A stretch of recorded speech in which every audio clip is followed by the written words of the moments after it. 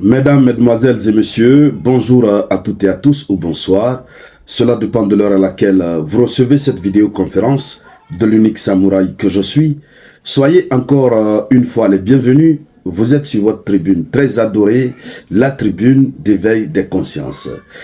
Et dès que vous êtes là, commencez par mettre les j'aime pour sécuriser la vidéoconférence et surtout partagez-la au maximum dans tous les groupes. Voilà. Je souhaite une très belle journée dominicale à toutes et à tous, où que vous soyez, quel que soit ce que vous êtes en train de faire. Soyez salués depuis vos positions respectives. Alors, chères dames, chers messieurs, en ce 11 août 2024, nous parlons de l'évolution de la situation à Koursk et de la grande décision importantissime que la Russie vient de prendre. Une décision qui est nécessaire pour la survie de la Russie. Et donc, en guise de rappel, nous savons que l'Ukraine a pris une décision très risquée tout récemment de vouloir changer le cours de l'histoire du conflit russo-ukrainien en abandonnant les fronts créés par la Russie sur son sol, en créant un autre front sur le sol russe. Une chose à laquelle on ne pouvait pas penser, même la Russie ne pouvait pas penser. Mais cette situation est en train de mettre la Russie dans l'inconfort total. Comme je le rappelais hier encore, on est surpris de voir que beaucoup de militaires ukrainiens ont pu pénétrer le territoire russe avec des chars, avec des blindés. On se demande par où ils sont passés. Comment est-ce que le service de renseignement russe n'a pas pu comprendre cela à l'avance pour les stopper et tout ça? Et nous apprenons que dans la région de Koursk, ils avaient évidemment pris le contrôle de beaucoup de localités. Et chaque jour que Dieu fait, le ministère russe de la Défense nous fait un bilan. Quelles sont les villes qui ont été récupérées? Quelles sont les villes qui ont été récupérées?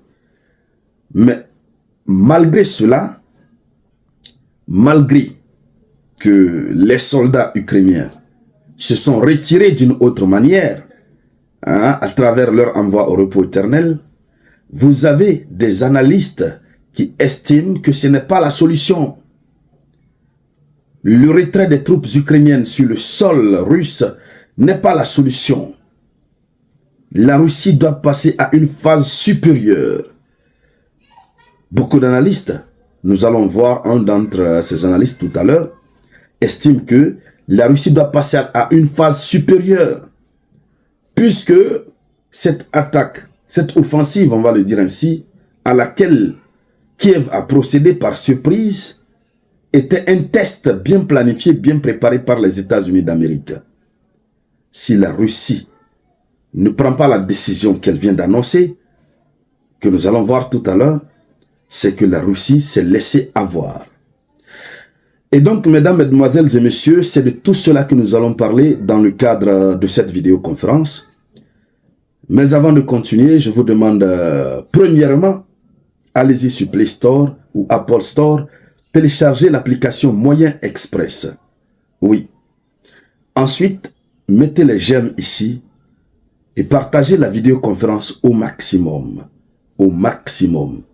Surtout, n'oubliez pas de mettre vos avis en commentaire. C'est de cela qu'il s'agit. Alors, nous parlons de Koursk. Et donc, nous apprenons aujourd'hui, 11 août 2024, ce dimanche, que l'armée russe a repris beaucoup de localités. Nous avons Makhnovka dans la région de Koursk.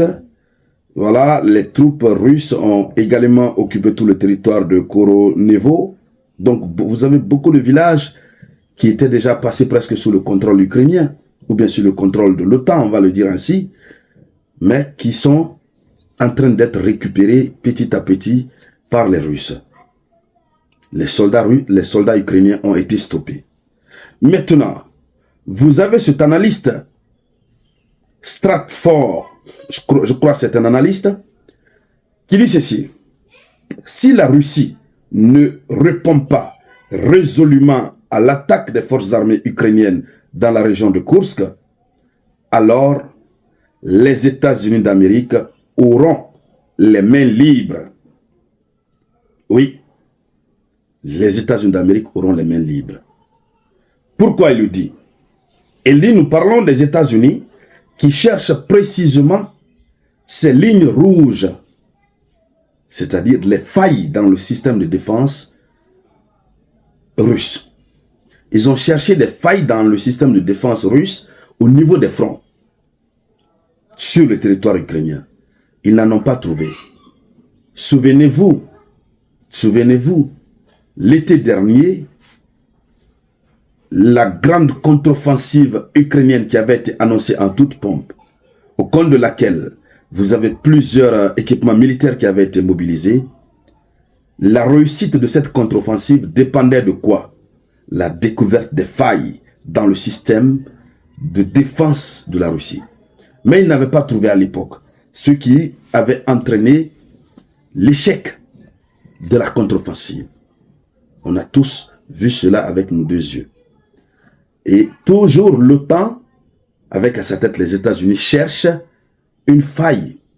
Et Koursk devient une faille.